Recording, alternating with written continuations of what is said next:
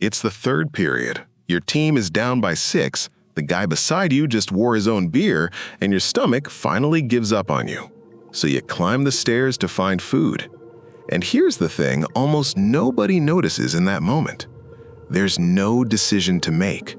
Every counter on that concourse is selling the same slice under the same orange sign. You didn't pick Pizza.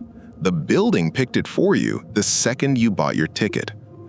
That's not bad luck. That's the whole design. Pizza is at the same time the most mocked food brand in the country and one of the most durable companies on the Toronto stock market. Canadians have been roasting the crust since the 90s, and it has never once mattered to the people who own it, because the company behind those signs collects its money long before a single store pays a single bill.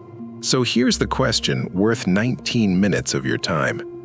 How does a chain selling what its own customers call cardboard quietly run one of the most reliable money machines in Canadian business? The trick is that Pizza isn't really a pizza company at all. It's a Canadian royalty machine, built to get paid whether you love the slice or hate it. And to see how it was built, you have to go back to one tiny shop on the last night of 1967. Picture Toronto in 1967. Pizza isn't a Tuesday habit, it's an outing. You got dressed, sat down at a table with a checkered cloth, and ate it with a knife and fork. If you wanted one brought to your door, you were up against a busy signal, a paper phone book, and a driver who might never find your street. A man named Michael Overs looked at all that hassle and saw the real product hiding underneath it. Not the pizza, the friction. On December 31st, 1967, he opened a 300-square-foot shop at the corner of Wellesley and Parliament in Cabbagetown. That first location is still standing today. Overs wasn't a chef chasing the perfect crust. He was a logistics man chasing the perfect order. And he understood something his rivals took years to learn. A hungry person at 11 at night doesn't want the best pizza in the city. They want one that shows up hot without a fight. So he went after the friction piece by piece. He was one of the first anywhere to push insulated delivery bags, so the food landed warm instead of lukewarm. An idea the city of Toronto still pointed to when he died in 2010. He built the whole operation around speed and certainty instead of flavor. Through the 70s, he covered Toronto. Through the 80s and 90s, he rolled out across Ontario. And then came the masterstroke. One number. Not a different line for every shop. A single, rhyming sing-song number that lodged itself in the brain of every kid in Ontario and refused to leave. 967-1111. Say it out loud, and you can probably still hear the jingle. That number wasn't a gimmick. It was the company's spine. One central line meant you never thought about which store or which menu. You thought pizza, you dialed the song, and the machine took it from there. Orders routed through a single hub out to whichever shop sat closest to you. An analog delivery network built decades before anyone carried a phone in their pocket. Pizza guarded that number so fiercely, it locked it down as a registered trademark. But the most efficient delivery machine in the country still has one problem it can't dial away. Sooner or later, somebody actually has to eat the pizza. By the late 1990s, Canada's taste was changing fast.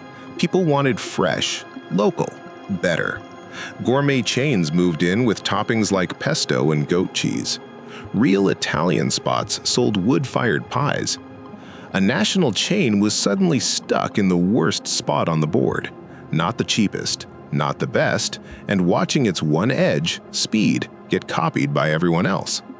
The obvious fix was to rebuild the recipe and fight for respect, but better ingredients and a slower line would have wrecked the margins that made a volume business work.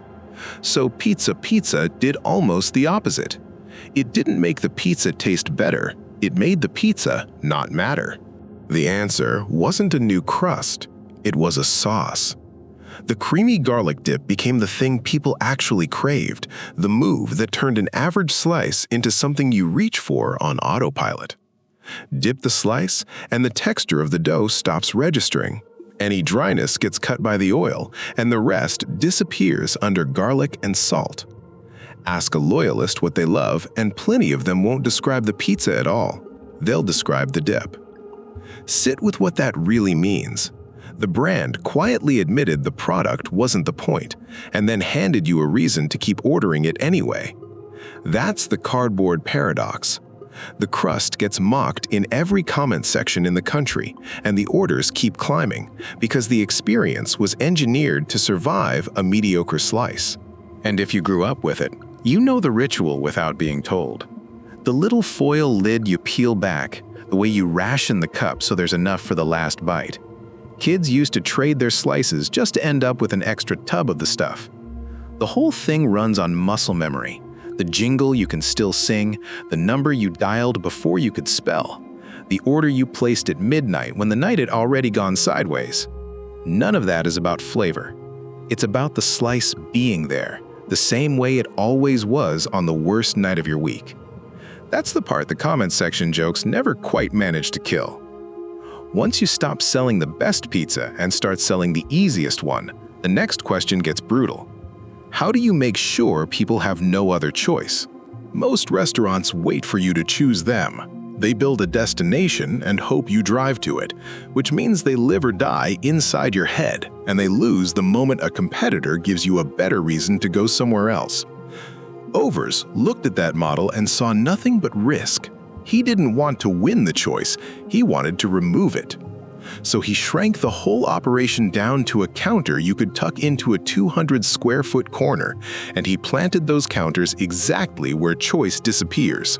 The arena at intermission, the campus cafeteria at 1 in the morning during exams, a glowing counter inside a building you can't leave with no competitor for a kilometer. That's the interception strategy. Catch the customer at the precise moment quality stops mattering and convenience is everything. And once you're inside one of those spots, look at what you actually pay. A slice on an arena concourse costs a small fortune next to the same slice on the street, and you hand it over without blinking, because the real price of saying no isn't the dollar you'd save. It's the part of the game you'd miss standing in a longer line somewhere else. The chain isn't charging you for better pizza. It's charging you for the fact that you can't leave.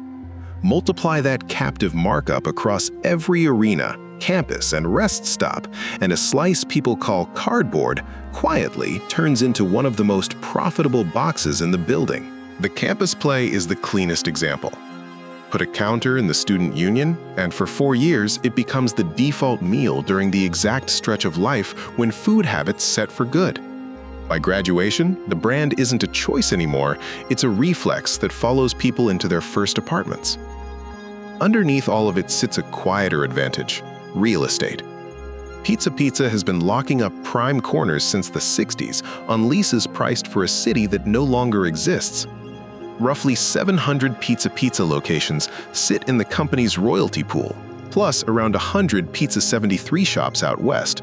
Call it 800 points of distribution built on captive venues, old leases, and campus pipelines. A rival can't simply copy that map because the best corners were claimed decades ago. A network like that doesn't just feed people.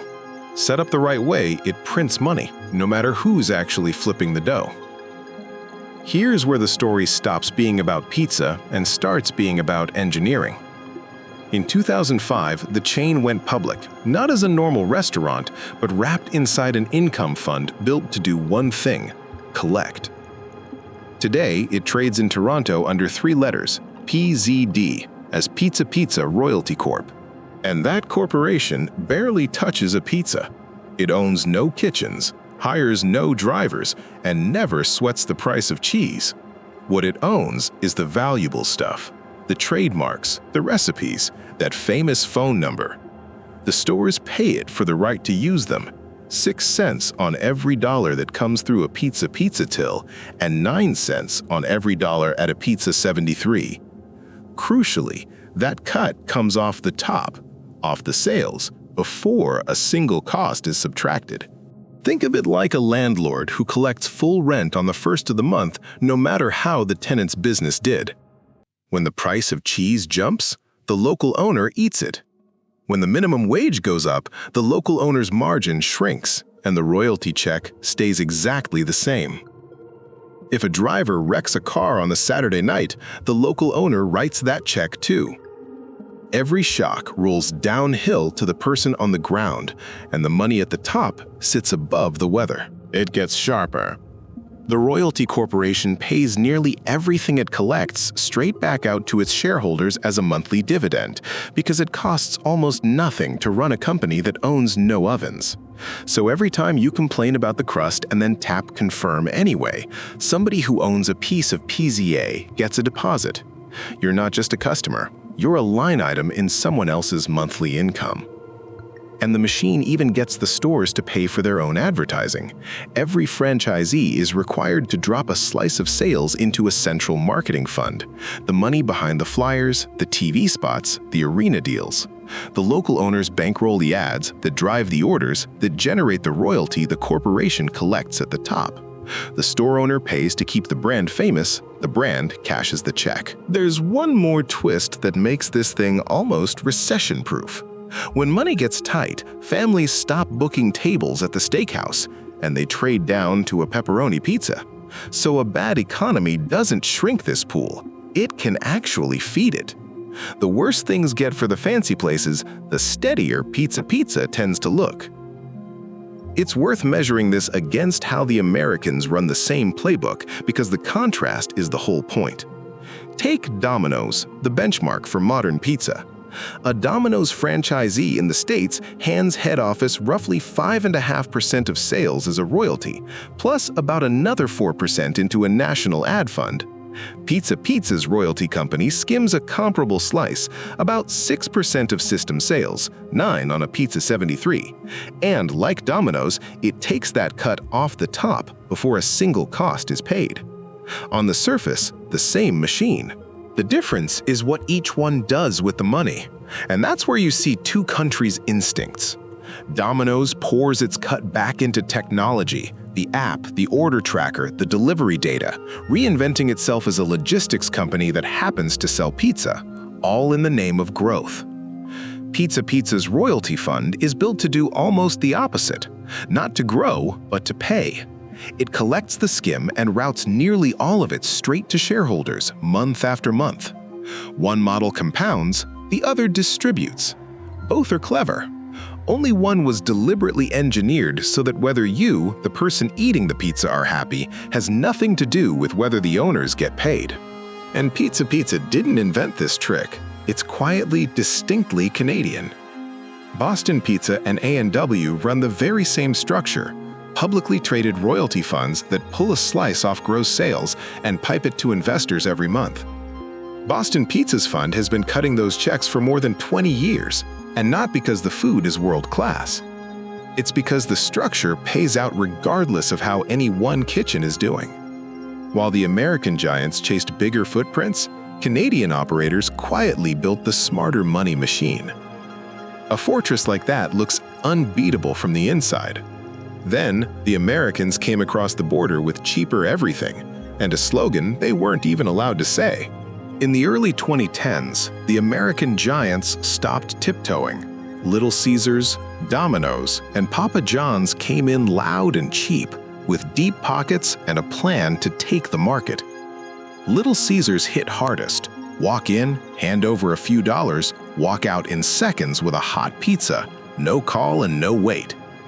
On paper, a homegrown Ontario chain selling a slice people openly called cardboard should have folded. It didn't. And one small detail tells you why this fight was always more Canadian than it looked.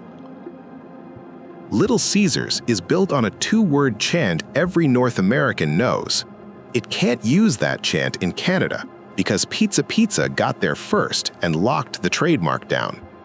The biggest pizza brands on Earth walked into this country and hit a wall a Toronto company had quietly poured decades earlier. They had to write new slogans just to advertise here. Then the ground shifted to digital, and the new threat was Domino's, which had stopped behaving like a restaurant and started running itself like a tech firm that delivered pizza on the side, complete with a slick app and an order tracker. For a moment, a chain still leaning on a phone jingle looked like a relic, but the brand that had spent 30 years removing friction was built for this. It put real money into its own app early enough to win awards for it, kept its own delivery in-house instead of handing a cut as steep as 30% of every order to the outside platforms, and held on to the customer relationship the Americans were trying to rent out. Against Little Caesars, the answer was simpler still: be closer. With around 700 locations, there was almost always an orange sign nearer to you than the next cheap pizza counter. Pizza Pizza pushed its own walk-in slice deals, lined the sidewalks with sandwich boards, and matched the newcomers on price, smothering the cheap and fast pitch by simply being the thing you passed first. And when the world locked down in 2020, the chains built around dine-in scrambled to survive. Pizza Pizza barely had to change shape. A company that had been delivery first since a man in 1967 decided friction was the enemy suddenly looked less like a relic and more like a forecast. It added tamper-proof sealed packaging to reassure a nervous public, and it kept showing up, exactly like it always had. For nearly 60 years, the machine never blinked. And then, very recently, for the first time, it did. Strip away the jokes and the cardboard memes, and you're left with something almost nobody else in this country pulled off. A Canadian-owned chain that started in one Toronto storefront, never left our hands, and turned a slice people pretend to hate into a machine that pays its owners every single month. But machines feel pressure too. Through 2025, the royalty pool was still growing, up about 2% in the final quarter of the year. Then the first quarter of 2026 came in down nearly 4% as shoppers got careful and the whole market turned into a discount war. And in May of 2026, the machine did something it had never really had to do before. It cut the dividend, trimming the monthly payout almost 13% and warning it might have to cut again. Sit with that. The entire point of this thing was that it got paid no matter what you thought of the pizza. For the first time in a long time, the check at the top got smaller. The orange signs are still in the arenas and the dividend is still flowing. But the next real threat to Pizza Pizza isn't a cheaper American slice or a better app. It's a quieter, slower shift in what Canadians are willing to put in their bodies at all. So, what actually happens next? The whole model rests on one number staying big, the pool of sales it skims from. Three forces are now pulling at that pool at once. Inflation keeps squeezing the franchisees who absorb the costs, while head office keeps taking its slice off the top. Fine until the franchisees can't carry it. The delivery apps want as much as 30% of any order Pizza Pizza doesn't keep in-house, which is exactly why it fights so hard to own its own delivery. And the slow drift toward fresher food chips away at the sheer volume the whole structure runs on. Here's the analytical read. The royalty fund doesn't need the pizza to get better. It needs the orders to keep coming. Hold the volume, and the dividend heals, and the machine hums again. Keep losing it, and the skim shrinks with it. And the most dependable money in Canadian fast food stops being dependable. That, not the taste, is the real question hanging over those orange signs. So here's where I hand it to you. Be honest about which one you are. Is Pizza Pizza the slice you secretly like and only pretend to be embarrassed by, or the one you genuinely can't stand and order anyway because at midnight it's the only flag still flying? And tell me the memory, because everyone from Ontario has one. The number you sang before you could spell, the garlic dip you'd defend in a fistfight, the order after the game, the move, the shift that wrecked you. Drop it in the comments. I read them. Because Pizza Pizza pulled off the rare thing. It stayed hours. And next time, we're sitting down with another Canadian icon that also feels like it belongs to all of us. One you measure your mornings by. one whose name still tastes like home even after everything that's been done to it behind the counter. The story of how a national treasure quietly became a shell of the thing you grew up loving. Until then, stay sharp.